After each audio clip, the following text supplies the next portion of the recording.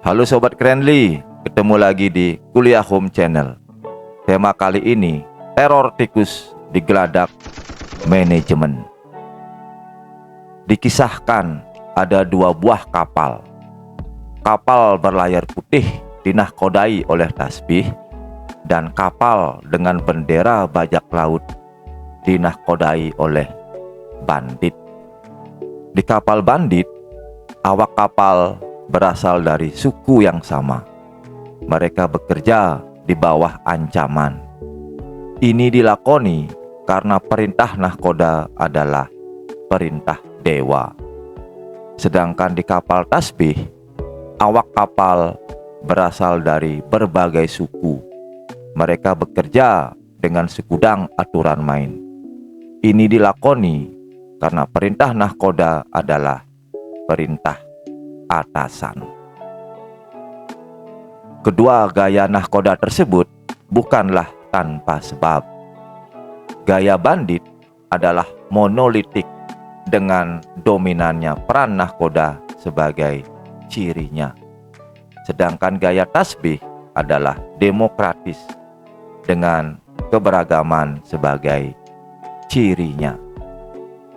Gaya monolitik muncul karena bandit diwarisi oleh tradisi yang turun-temurun, yang lahir dari siapa yang kuat, dia yang memerintah. Sedangkan gaya demokratis muncul karena tasbih digembleng oleh suara arus bawah. Baik kapal tasbih maupun bandit, keduanya berjalan dengan barang dagangannya masing-masing dalam meraih kemakmurannya. Saking asiknya menikmati buah kemakmuran, tasbih dan bandit larut dalam setiap kenikmatan sesaat dan cenderung abai dengan risiko yang bisa datang kapanpun. Tiba-tiba wabah penyakit diiringi badai datang dan memporak-porandakan tatanan kapal tasbih dan bandit. Keresahan pun mulai menghampiri. Kepanikan muncul di setiap keputusan yang diambil. Mereka kalut karena wabah dan badai merusak sendi-sendi manajemen yang dibangun selama ini. Kedua kapal oleng. Dalam sekejap, kapal mulai rapuh dan persediaan makanan menipis. Situasi ini membuat tasbih dan bandit risau. Mereka pun segera kontak dengan regu penyelamat yang ada di dermaga. Tidak menunggu waktu yang lama, kapal penyelamat segera dikirim. Kapal yang penuh dengan obat-obatan dan persediaan makanan. Ini dilakukan agar wabah tidak menular dan menjamin awak kapal terhindar dari kelaparan. Karena masih dalam situasi yang mencekam, akhirnya tasbih dan bandit membuat kesepakatan bersama. Ini dilakukan agar kepanikan tidak mencuat dan pemberontakan tidak muncul. Mereka pun setuju untuk melakukan taktik mendaruratkan yang normal dan menormalkan yang darurat. Seluruh awak kapal dibungkam. Ketakutan dan kecemasan ditebar. Sebagian bekerja bila diperintahkan. Sisanya bergosip di ujung lorong gelap sambil mencoba menelaah tentang peristiwa dan kebijakan yang telah diambil.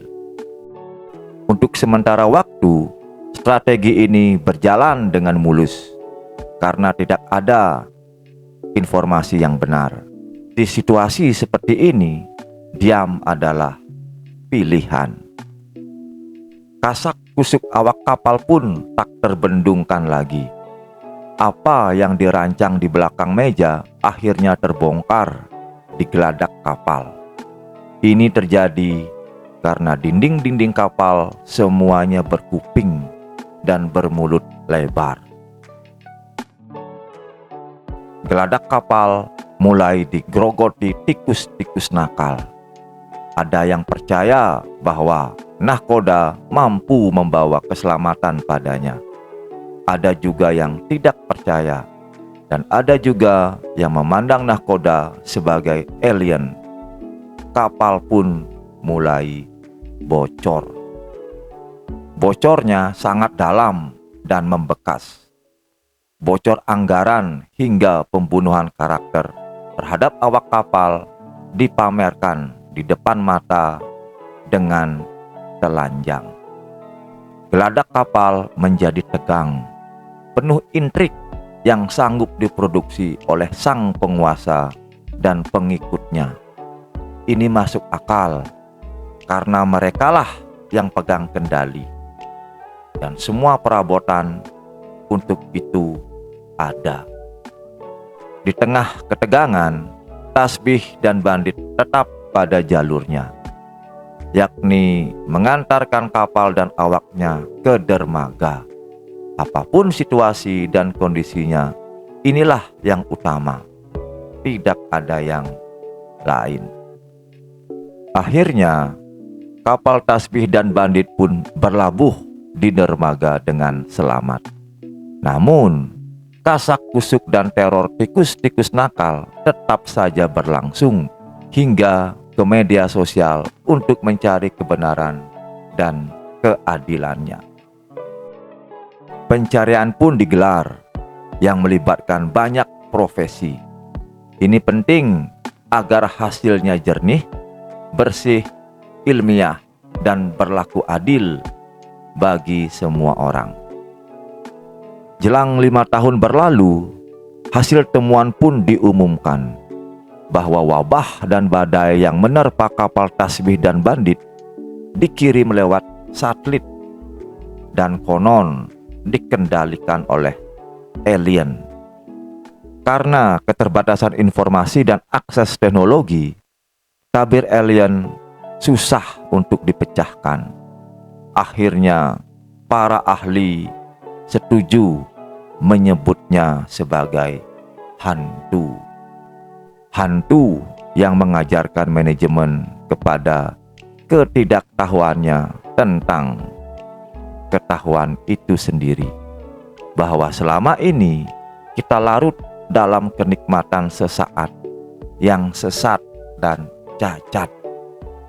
Ketidaktahuan yang mengantarkan manajemen kepada pencariannya untuk menjadi lebih baik pun dimulai. Banyak slogan yang bertebaran, demo pun tak terhindarkan. Teknologi yang baik di setiap tubuh manusia menjadi urgen. Ras manusia tidak boleh punah. Ayo lawan alien. Inilah yang disebut revolusi manajerial. Revolusi yang mengakar karena lahir dari kenakalan tikus-tikus kotor di geladak kapal. Revolusi yang menginginkan digital sebagai jenderalnya. Revolusi yang mengedepankan manajemen pada tatanannya yang elok. Revolusi yang mengembalikan keakraban dan kehangatan manusia sebagai sumber kemakmuran alamiah. Revolusi spektakuler dalam membagi kebahagiaan, bahwa hak setiap orang adalah untuk bahagia. Inilah manajemen dalam arti yang sesungguhnya, yaitu kemampuan diri dalam mempertahankan hidup dan keberadaan.